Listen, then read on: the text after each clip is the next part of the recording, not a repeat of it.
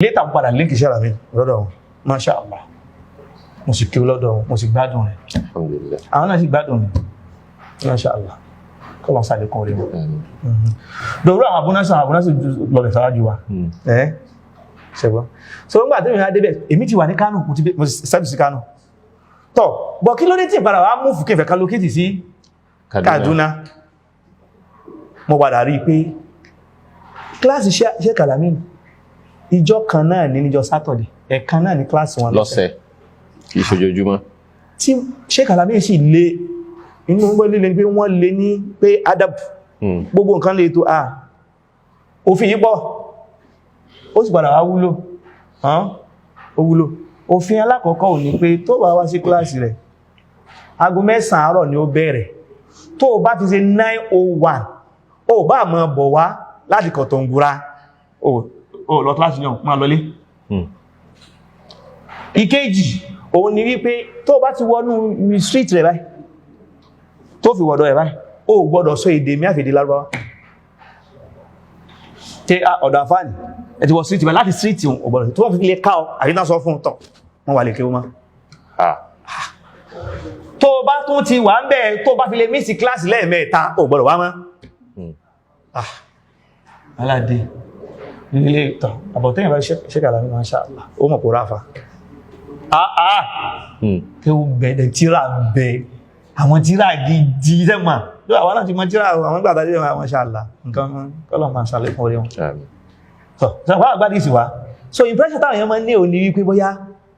ń jásùgbò Sheikh Al-Amin wọn kọ́ àwọn ọmọ pàdánà ti kọ́ hadith ẹgbọ́ àwọn náà ń ta kẹ́kẹ́ tọ́ ẹ̀sọ́ ìjáwò bóyá àwọn náà lè pa so hadith yẹn dẹ̀ wá wú mi bí ìpá bá ń lé pé mo fi ìpé Saturday nìkan ò tó fèmí ìjọ kan dáa gbá yìí kọjá ọjọ́ kan jáde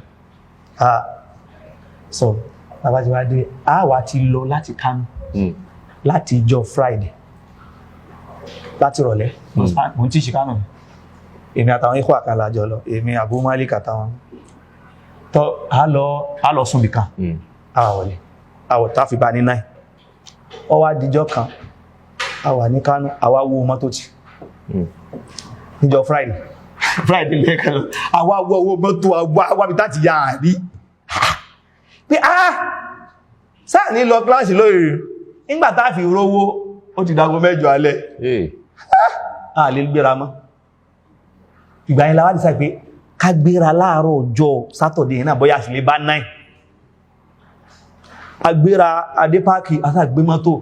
a sọ̀kalẹ̀ ní Kaduna báyìí ibi tá sọ̀kalẹ̀ ká tó débẹ̀ yẹn ọ̀dọ̀ bí tí Sheikh wá jìnà Kàgóró wọn pè bẹ̀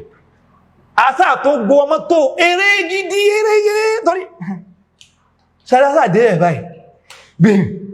náà ò tí lù akàwọlé báyìí àkọ́jù kakọ́jù àṣà rí mú jọ nígbàtà tí wá rí mú jọ ọgbà kò ní ìdíká máa lọ́jọ́ Friday jàre a máa lọ Saturday nítorí pó save cost tàbí lọ́jọ́ Friday a máa wábi tá sùn a jẹun ti jọun bẹ́ a máa wábi tá ti wẹ̀ ká lọ Saturday ká dé Saturday